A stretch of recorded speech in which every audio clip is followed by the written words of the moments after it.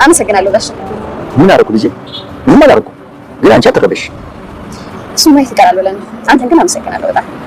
በማንኛውም ሰዓት ምንም ነገር ስትፈልጊ ጠይቂ፣ እኔ አጣች። ጋሽ ከቻልክ ግን ከቤት አባረኝ። ለምን ልጄ? ምክንያቱም በራሱ ቢሆን ትንሽ ይሮጣል። እሺ እሱን እያየን እንወስናለን። ብቻ አንቺ ማድረግ ያለብሽን አድርጊ። እሺ አባ። ብዙ ልጅ ቱት አባዬ የሚደርግ ምንድን ነው ያወሩት እንዴ? ለታንተ እንዴ? ቱት በእናትሽ በእውነት አላየኋትም። ምንም ሲያወሩ አልሰማሽም?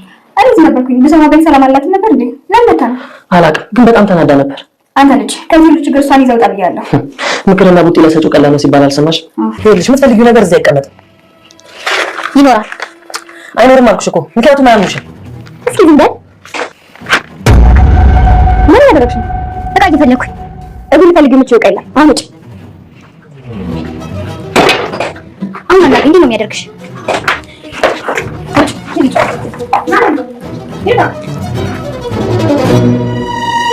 አፍሽን አትፈቺ። እጅ የሚደርተው እኔ ላይ ነው አይደል? ታዲያ በየሄድኩበት ጉልበቴ ላባክን እንዴ? ስንት ነገር እንዳደረገች እያየህ አይደል እንዴ?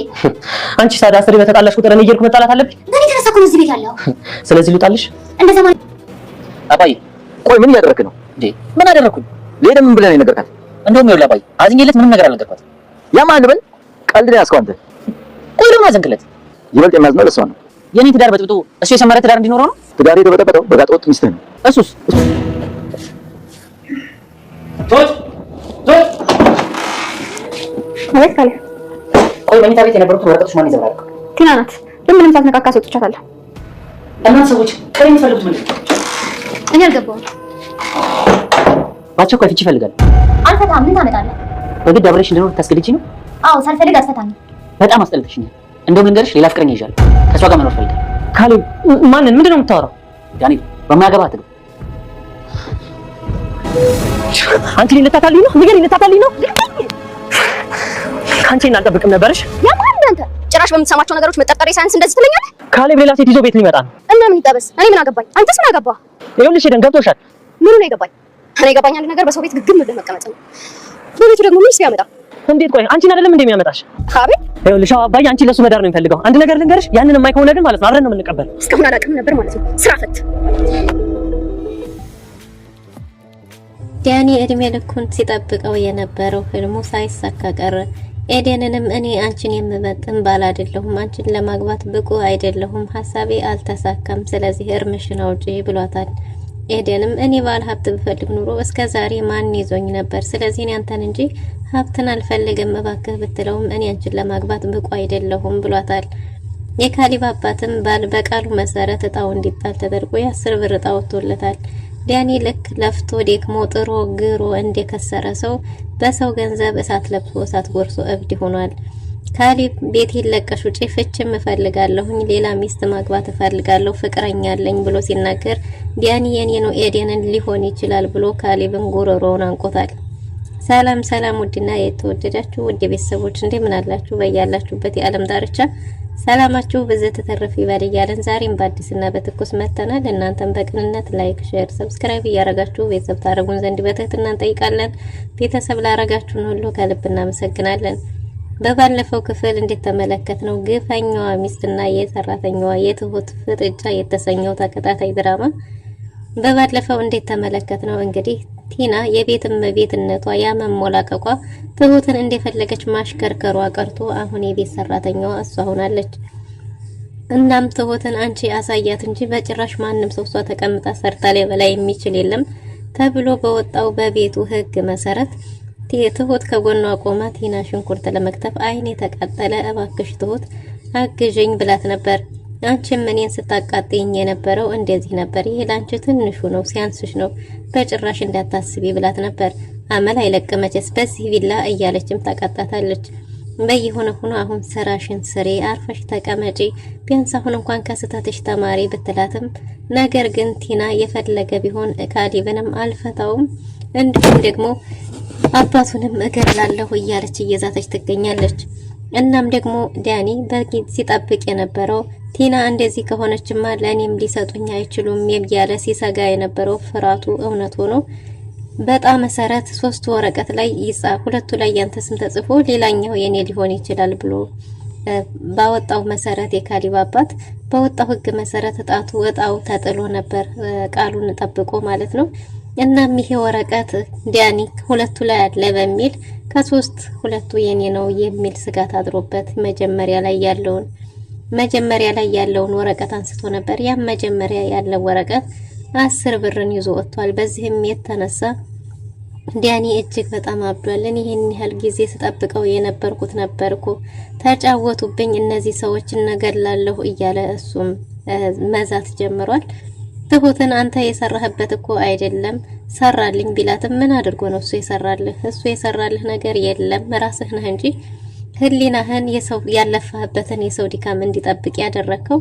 ከዛ ውጭ ሰርተህ ጥረህ ግረህ ደክመህ ለፍተህ ሞክረህ ያጣኸው ነገር የለም። ሰው እንዴት ተቀምጦ 4 ሚሊዮን ብር ያህልን ያገኛል? ስለዚህ ምንም የሆንከው ነገር የለም ብለው ነበር። እሱ ግን እንዴት እንደዚህ ያረጋኛል? ዋሽቶኛል ይሄ ሽማግሌ። እስከዛሬ ድረስ ግን አዝንለት ነበር። እስከዛሬ ምንም ነገር ያደረኩት ነገር አልነበረም። አሁን ግን እጅግ በጣም አስጠልቶኛል። በህይወቴ እንደዚህ ሽማግሌ የሚያስጠላኝ ሰው የለም፣ ጠልቼዋለሁ እያላት ነበር። እናም እየዛተ ነው። ቲናንም የፈለግሽውን ማድረግ ትችያለሽ፣ እኔ በመንገድሽ በጭራሽ አልገባም ብሏታል። ብር ሰጣለሁ ብሎ ቃል ገብቶልኝ ካደኝ ሳይሰጠኝ ቀረ ሲላት እንዴት አልነገርከኝም ብትለውም እሱ ግን ቢሳካለት ኑሮ እስከ መጨረሻው ላይ ነግራት የሚችል ነበር። ነገር ግን ስላልተሳካለት ነግሯታል።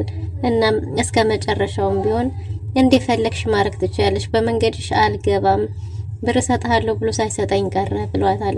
ለምን እስከ ዛሬ ድረስ ሳትነግረኝ ብትለውም እንዴት አድርጌ ልንገርህ? እንዳልነግርህማ እኔ እንዴት አድርጌ እነግርሃለሁኝ? እንዴት አድርጌ እነግርሻለሁኝ? ምክንያቱም ምንም ነገር ሳልይዝ ብዬ ነው ሰርፕራይዝ ላረግሽ ፈልጌ አይነት ነገር እያላት ነበረ። ቲናም እንግዲህ እውነት መስሏት እኔ እኮ ነግሬሃለሁ ሰሩልን እያለች ስትፎክርም እንደፈለግሽ ማድረግ ትችላለሽ፣ በመንገድሽ አልገባም፣ ብቻ የሆነ ነገር አድርጊ እያላት ይገኛል ቲናም ካሊብ ሻንጣ ውስጥ ሰብሰብ አድርጎ ያስቀመጣቸውን ወረቀቶች የቤቱን ካርታ አገኛለሁ በሚል እሳቤ መኝታ ቤት ገብታ ስታገላበጥ ስታገኛት ኧረ እዚህ አካባቢ ምንም ሊያስቀምጡ አይችሉም፣ ምንም ነገር አታገኝም፣ ምክንያቱም አንቺን ሊያምንሽ የሚችል ሰው የለም ከዚህ በኋላ ቢላትም አገኛለሁ ብላ እየፎገላች ነበረ። እንግዲህ እስካገኘሽ ሞክሪ በሚል እሷም ፍለጋውን ተያይዘው ነበር። እናም እንግዲህ ፈልጋ ምንም ነገር ያገኘችው ነገር የለም። ባዶ ወረቀቶች ስታገላብጥ ትሁት ደርሳ አስወጥታ ውጪ ብትላትም ትሁትን አስወጥታ ለመዝጋት እየሞከረች ነበረ። ትሁት ግን ራሷን ቲናን አስወጥታት አንተም ቢሆን ውጣ ምን እያረጋችሁ ነው ብትላትም እኔ እኮ ካሊብ አሁን አልፈታኝም፣ ሚስቱ ነኝ፣ ምን አገባሽ በእኔና በሱ ምን ይመለከትሻል እያለቻት ነበረ።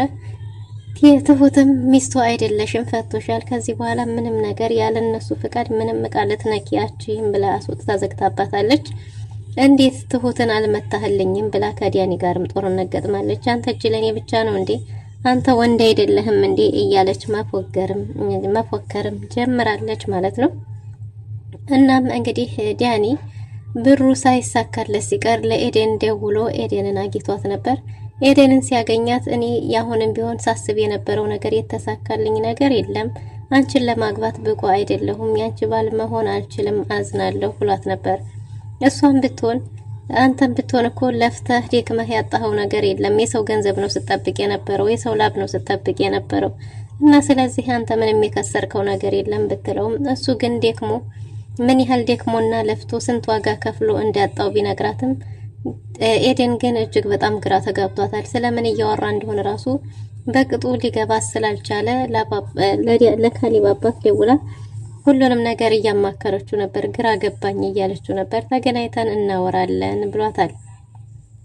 ኤደን ስለ ዳኒንም አንተን እኮ እኔ ሀብታም ብፈልግ እኮ እስካሁን ድረስ ካንተ የተሻለ ሰው አገኝ ነበር፣ ካንተ የተሻለ ሰውን አጥቼ አልነበረም፣ ምን አጥቼ ነው? ስለዚህ ሰርተን መለወጥ እንችላለን፣ እባክህ ያለፈህበትን የሰው ገንዘብ አጠብቅ ብትለውም እሱ ግን በጭራሽ አሻፈረኝ ብሎ ጭራሽም በቆመችበት ጥሏት ሄዷል። እናም እንግዲህ ኤደን ግራ ገብቷት የካሊብ አባት ጋር ተገናኝተው ስለ አንዳንድ ነገሮች እያወሩ ሳለ የካሊብ አባትም ሁሉንም ነገር እሷ በራሷ መንገድ እንድታየው እንጂ እሱ ምንም ነገር ሊነግራት የሚፈልገው ነገር እንደሌለ፣ ነገር ግን በራሷ መንገድ ትዳር ውስጥ ከመግባቷ በፊት ስለሱ እንድታጠና ጠቁመዋታል። ኤደን ከካሊብ ጋር ተገናኝተው ነበር። ከካሊብ ጋር ተገናኝተው ካሊብን ስራ እንዲያስገባላት ብትጠይቀውም ካሊብ ደግሞ እንደማያምነውና እትና ወንድምም እንዳልሆኑ ሌቦች እንደሆነ ማለት እሱ ሊያምነው እንደማይችል ዋስም እንደማይሆነው ዋስ የሚሆነው ሰው እንደሚፈልግ ነግሮት ነበር።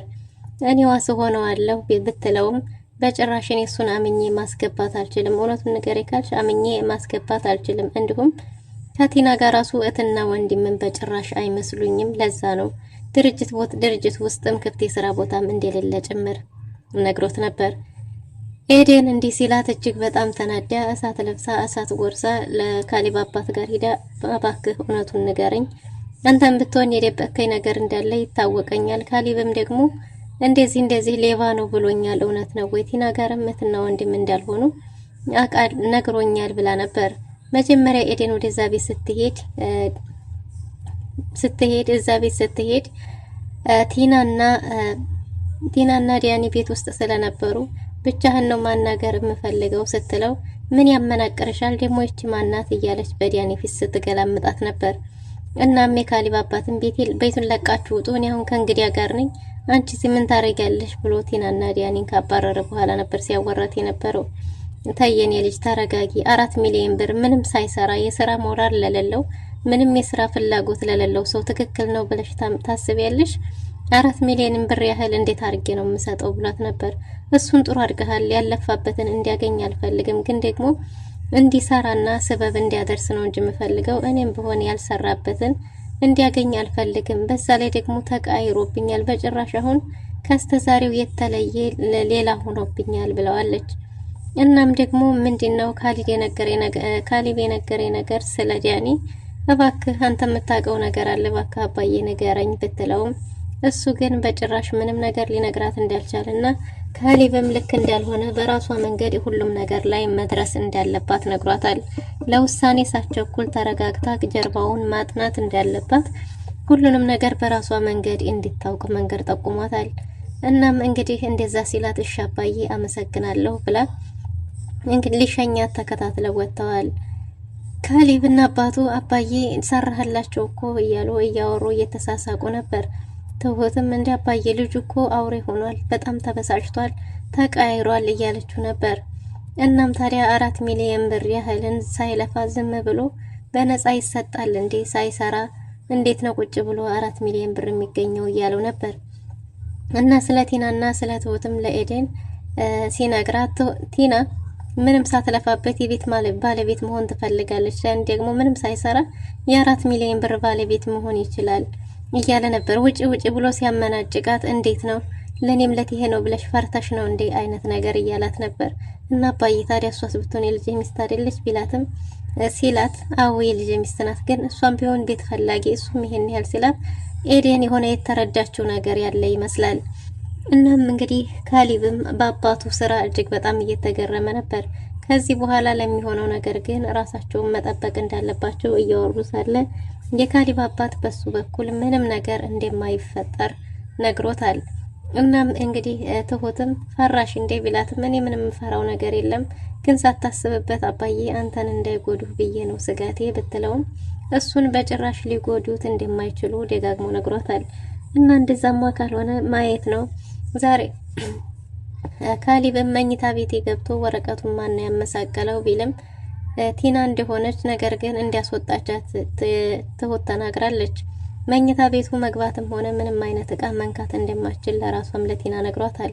እኔ እኮ ባሌነህ አልተፋታንም ብትለውም እኔ ፍች እፈልጋለሁ፣ ማግባት እፈልጋለሁ፣ ፍቅረኛ አለኝ፣ ፍቅረኛዬን ላመጣ ወደዚህ ቤት እፈልጋለሁ ሲላት ቲና እብዱናለች። በጭራሽ ልፈታህ አልችልም፣ በስምህ የደበከውን ገንዘብ ሳልካፈልህ 5 ሳንቲም ሳልካፈልህማ በጭራሽ አልወጣልህም ብላለች። ካሊብም እንደፈለግሽ ማድረግ ትችያለሽ፣ እኔ ግን ፍች እፈልጋለሁ ብሏታል። ዲያኒ ፍቅረኛ አለኝ ወደዚህ ቤት አመጣለሁ ሲለው ፊቱ ተለዋውጦ ነበር። አንተ ምን አገባህ ምን ቤት ነህ ቢለውም ገና የኔኑ ይሆናል ብሎ ፊቱ ተለዋውጧል። ትሁትንም ሄዶ እያማከራት ነበር። ትሁትም ብሩ ቀርቶብህ ኤደንን ብታተርፍ ነው የሚሻልህ፣ እኔ የምልህ እሷኑ ይዘህ ውጣ፣ ኤደንን እንዲያታጣት እያለች በተደጋጋሚ እየነገረችው ነበር። እዚህ ቤት ስለ ቲናና ስለ ኤደንና ስለ ካሊብ የተወራ ነገር ሰምተሻል ወይ ቢላትም ኤደን እዛ ቤት መታ እንደነበርና ከአባቱ ጋር ምን አውርታ እንደነበር ብትጠይቅም እሷ የሰማችው ነገር እንደሌለ ትሁት ስትነግረው ገና ለገናው እንግዲህ ፍቅረኛ ይዣለሁ ካለ አባዬ ደግሞ ሊደራው የሚፈልገው ኤደንን ስለሆነ እሷው ትሆናለች በሚል ካሊበት ተቀመጠበት ሄዶ ጉሮሮውን አንቆታል። ውድና የተወደዳችሁ ለዛሬ የነበረን ቆይታ ይህን ይመስል ነበር። በቀጣይ እስከምንገናኝ መልካም ጊዜ